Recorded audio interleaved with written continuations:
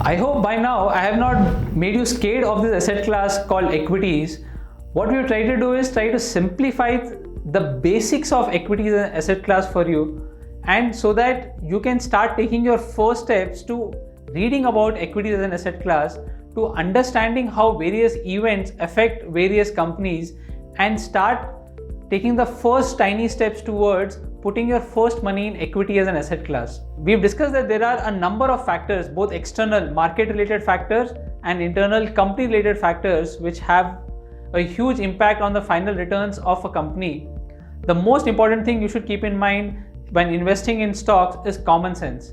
If you apply the basic common sense principles when investing in a particular stock in terms of the kind of returns you expect from investing in the stock, that will help you a lot. What I mean by that is, when you wake up in the morning and the first product that you use every day is a toothpaste by name Colgate, you may want to think about how much money does Colgate make and is it a good investment or not.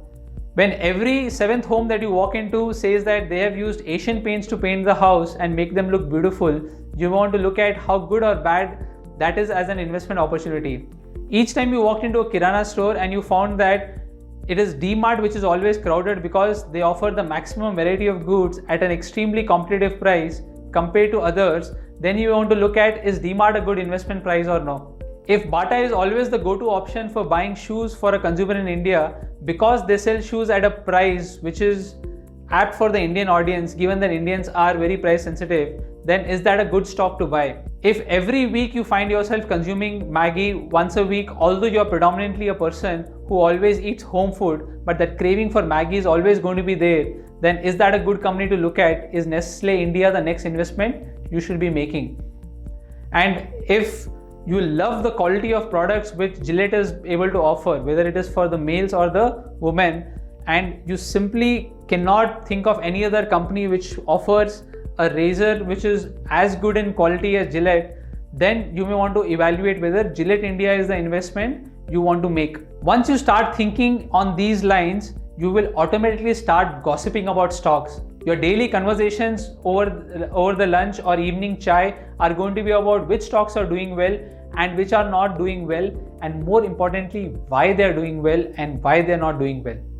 Once you start doing that, once your daily conversations become about stocks, that will make you more apt as a equity investor. The most common question that we get asked is, where do we start? And what we tell is, where you need to start is you need to start reading.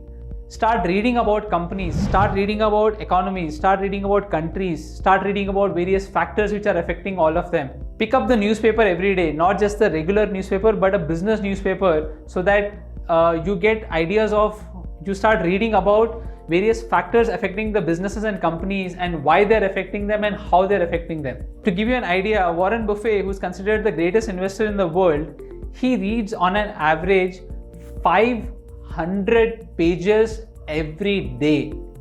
If you just think of it, 500 pages every day, that to somebody who's considered the greatest investor in the world, if he has to read 500 pages every day just to keep up with the changes in the market, you can imagine where me and you need to spend our times, right? We have to be reading quite a lot, because it is when we read that we are able to gain a lot of knowledge and apply that knowledge when we analyze the companies.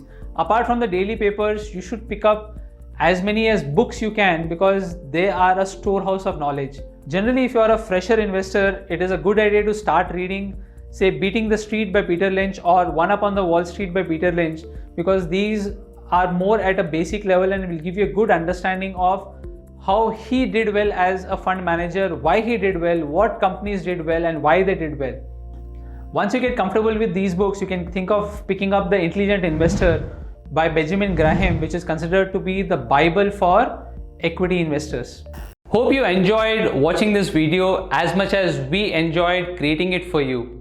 So what are you waiting for? Go right now on the link provided in the description below and register for our course Namaste Money.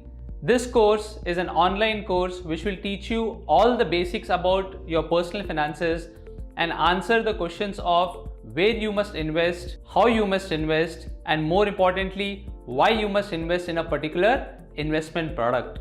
Also, don't forget to like, share, and subscribe to our channel for freshly brewed content from Wealth Café. And don't forget to save hard and invest smart.